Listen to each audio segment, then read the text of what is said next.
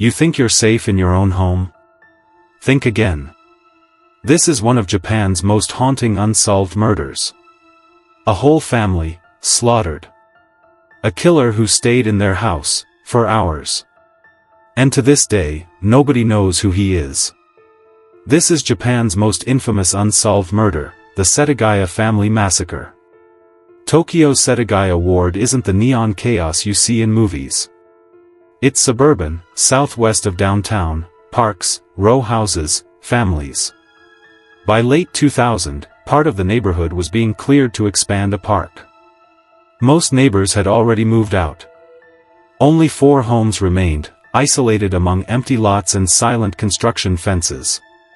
One of those homes belonged to Mikio Miyazawa, 44, a soft-spoken designer for a British company.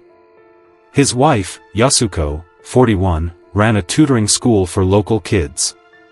They had 2 children, Nina, 8, bright and full of energy, and Rei, 6, shy with a speech delay. Next door, Yasuko's mother lived alone. She was close with the family, she often watched the kids and had a spare key to their place. The Miyazawas weren't wealthy or flashy. They were the sort of ordinary, middle-class family you'd pass on a quiet Tokyo street without a second glance. But small details would later hint at tension.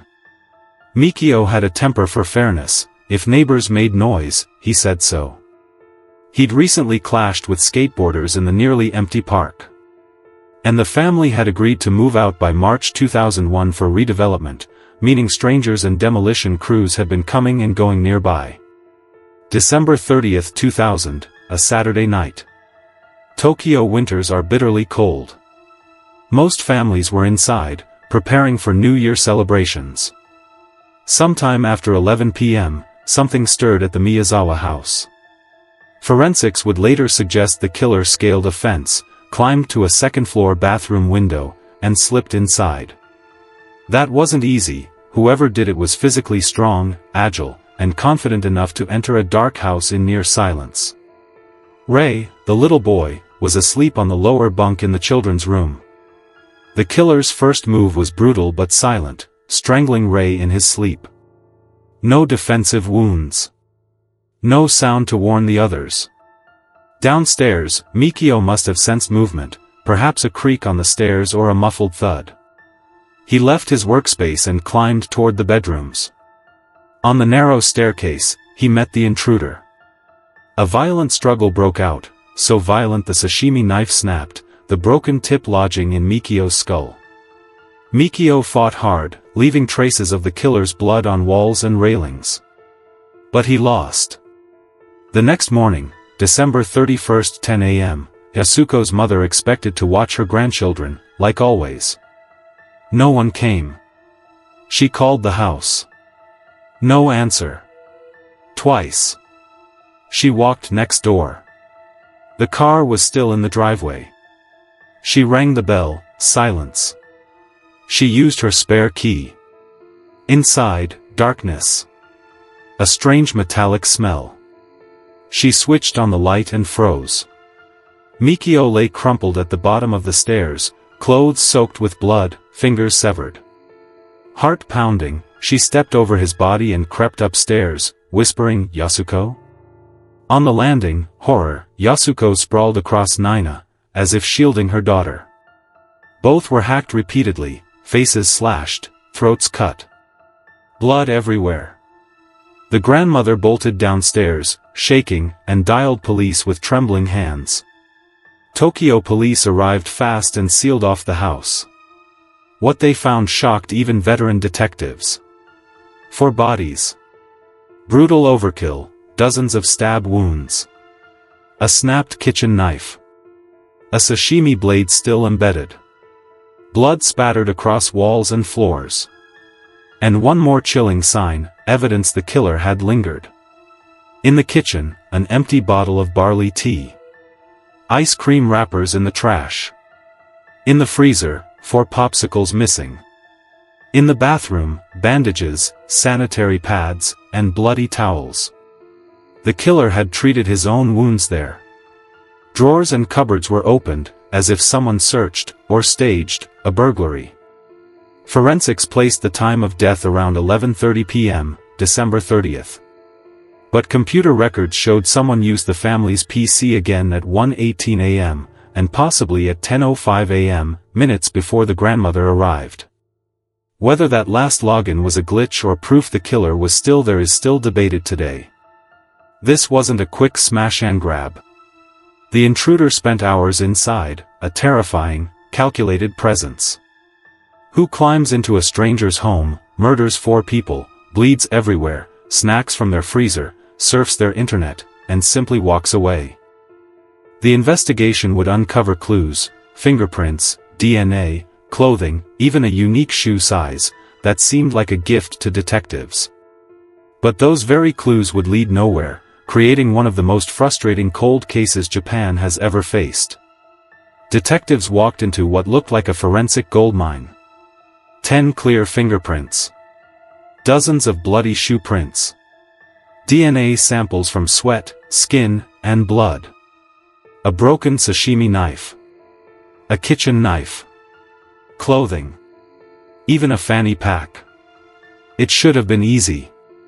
It wasn't. The prints didn't match anyone in Japan's criminal database. In 2000, Japan only collected fingerprints from convicted criminals. If the killer had no record, he'd be invisible.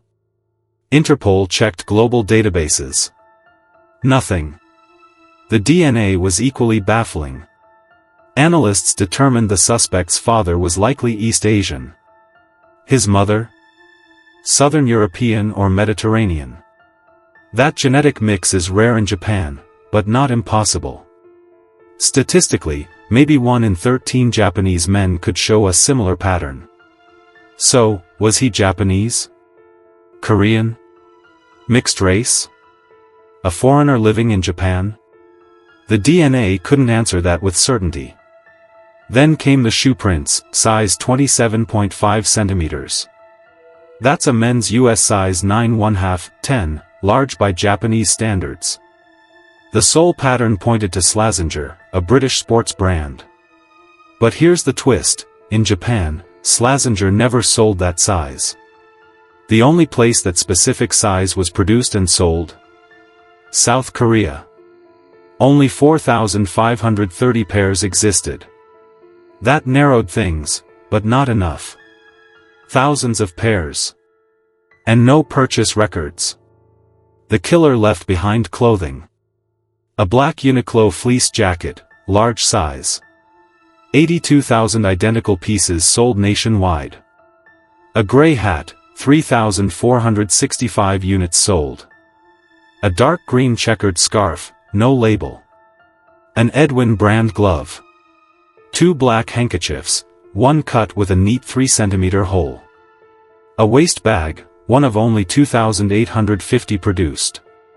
On the handkerchief and the bag? Traces of French perfume, Dracar Noir. The mix of brands raised questions. Did the killer buy these in Japan? Korea? Were they gifts? Second-hand? Detectives reconstructed his movements. He climbs the fence. Slips through a small bathroom window on the 2nd floor. Strangles Ray silently. Fights Mikio on the stairs, wounds him, but also cuts himself. Switches knives when the sashimi blade dulls, retrieves a kitchen knife from the home. Kills Yasuko and Nina upstairs. Bleeding, he bandages himself using the family's supplies. Then he doesn't flee. Instead, he raids the fridge, eats ice cream and melon. Drinks barley tea. Uses the toilet, leaves unflushed evidence. He rips up Yasuko's class materials and dumps them in the bathtub. He opens every drawer, maybe looking for something specific, or pretending it was a robbery. And at least once, maybe twice, he logs onto the computer. The final activity could mean he was still inside as Yasuko's mother stood next door, dialing their number in vain. Theory 1, a neighbor or skateboarder with a grudge. Mikio had scolded young skaters at the nearby park for noise. Could revenge escalate to slaughter? Unlikely, but not impossible. Theory 2, a burglar interrupted. But burglars don't usually stay 10 hours, eat ice cream, and leave money behind. Theory 3, a calculated, possibly ritualistic act. The cut handkerchief hole, was it symbolic? The untouched credit cards, intentional misdirection? Theory 4, the killer was military trained. Climbing fences, strangling silently, calm under pressure. His footprints suggested a unique gait, maybe an old injury or formal training. The more evidence they had, the less sense it made. The killer's own blood was everywhere, he'd injured himself badly during the struggle. Yet no hospital in Tokyo reported treating someone with matching wounds. He left fingerprints on the mouse but none on the keyboard. Was he wearing gloves after the first use? Was he careful, or simply inconsistent? He didn't bother hiding evidence. Almost as if he didn't care, or wanted to confuse investigators. By January 2001, Japanese media had turned the Setagaya case into a national obsession. Newspapers ran daily updates. Morning TV hosts speculated about motives. People began double-locking their doors, even in rural towns far from Tokyo. Parents walked kids to school in groups. Home security companies saw a spike in sales. Reporters camped outside the crime scene. Helicopters hovered overhead, beaming live shots of the cordoned-off house. This wasn't just another murder. Japan prided itself on low violent crime. 4 people, slaughtered in a family home on New Year's Eve, shattered that sense of safety. The Tokyo Metropolitan Police sent evidence to Interpol. They checked South Korean shoe distributors, European perfume importers, and mixed heritage communities in Japan. They even contacted military bases, American, Japanese, and South Korean, to see if anyone had gone AWOL or showed up injured. Nothing matched. Some detectives quietly wondered if the killer had fled Japan that night or the next morning. Narita Airport was less than 2 hours away. International flights left before police even knew a crime had occurred. Among the personal items left behind, the waste bag fascinated investigators. Inside were grains of sand. Analysis suggested the sand matched a riverbed in California, or a skate park in southwestern Japan. 2 wildly different leads. Neither panned out. The bag itself wasn't widely sold in Japan. Police traced its production run to a factory in Korea. But again, the trail ended. Criminal profilers were brought in, rare in Japanese investigations at the time. They built a profile. Male, late teens to early 30s. Comfortable with climbing and stealth, maybe a skateboarder or a climber. Likely impulsive, the broken knife, the overkill violence, the sloppy cleanup. Possibly lived nearby or knew the area, navigated an unfamiliar house at night, in the dark. Injured, but either self-treated or sought medical help far away. Some profilers suggested a chilling possibility: he didn't flee far. Maybe he washed up, bandaged himself, and spent the night in an empty nearby house slated for demolition. Hundreds of tips poured in. One caller claimed to have seen a bloody man on a late-night train. Investigators chased the lead. It turned out to be a drunk passenger with a nosebleed. Another tip said a suspicious foreigner rented a room nearby. That person was a traveling student with a solid alibi. A famous Japanese psychic even claimed she felt the killer's aura in another prefecture. Police humored her. It led nowhere. Critics argue the scene wasn't perfectly preserved. The grandmother entered the house before police arrived, potentially disturbing evidence. The media's early presence created pressure. Some say investigators rushed decisions. In one infamous moment, a police officer reportedly tripped and slipped in blood, contaminating footprints. Still, the volume of evidence was unprecedented. If anything, there was almost too much, too many prints, too many theories. One persistent idea: the killer knew the Miyazawas, or at least Mikio. Maybe a neighbor he'd angered. But if so, why not flee right after? Why linger, risk capture? Another theory: he was homeless or a drifter using empty homes near the park. Setagaya's redevelopment left abandoned structures. But no homeless person would leave behind expensive brand-name clothes and a rare bag. Some suggested a military deserter or foreign base worker, comfortable in Japan but with no local ties.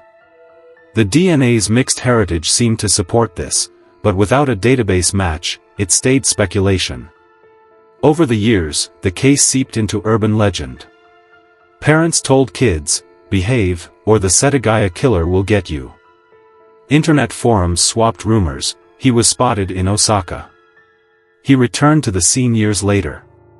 None of these were confirmed.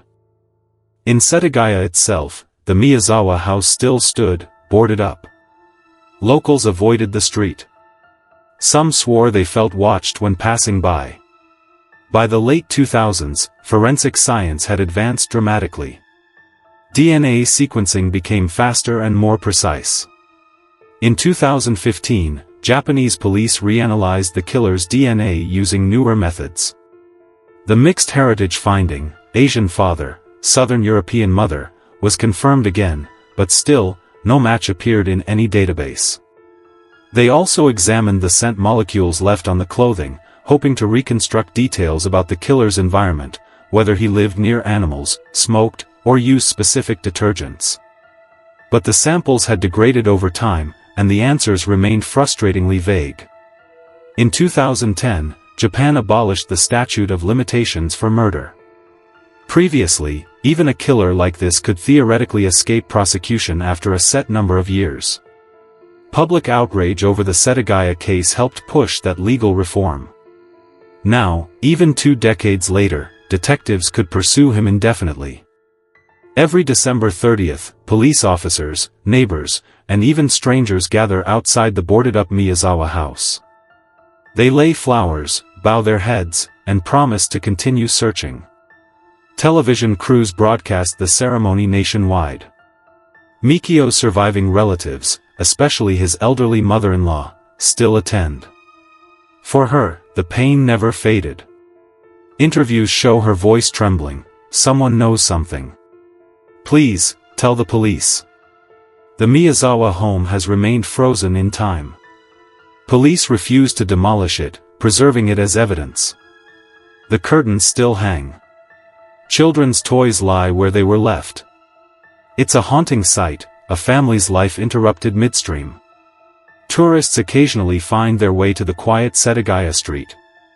They speak in hushed tones, peering at the abandoned building, as if disturbing the air might summon the ghost of that New Year's Eve.